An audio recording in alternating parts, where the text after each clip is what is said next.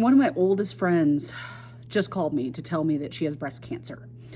And obviously that's a shocking thing to hear from one of your oldest friends, but there was a lot of details around it that really got to me. And I'll give you a little insight into that.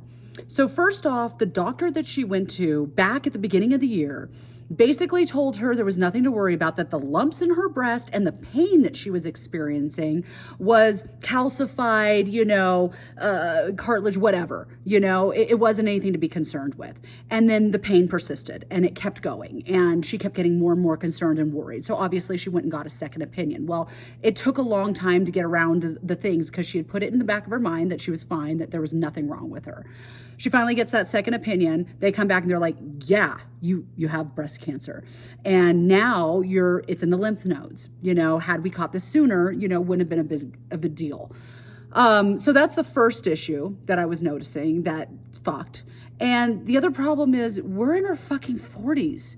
It's like you don't start to really think about these issues at this time. We're still raising small kids, and you're just like, how is this happening to me? Some of the big things that I noticed about this is that her dads, both of them, stepdad, real dad, have dementia. They're both in homes. She has a hard relationship with her mother. It's a little strained.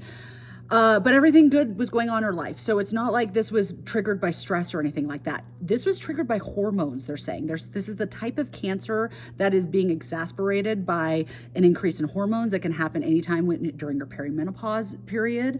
And this is just something to be looking out for, to be aware of, that yes, it can happen, that if your hormones are in flux, that it can exacerbate something like this. I guess one of the good things about this, if you can call it good, was that it's a type of cancer that's slow evolving. It doesn't grow as quickly, and it is triggered by hormones. So if they can suppress the hormones, then it can make it easier and better for the treatment to work, right? So that's the good news. The other thing that really stood out to me was she was telling me how good of a support system she has of other moms that she has out there. And that just blew my mind in such a way that made me realize she has an ex-husband. He does the least, that's a vibe, right? But as long as you have a strong group of women around you, you can fucking accomplish anything.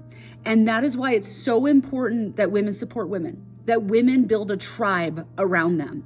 Because without our tribe, we are not thriving. We are barely surviving. We're barely hanging on.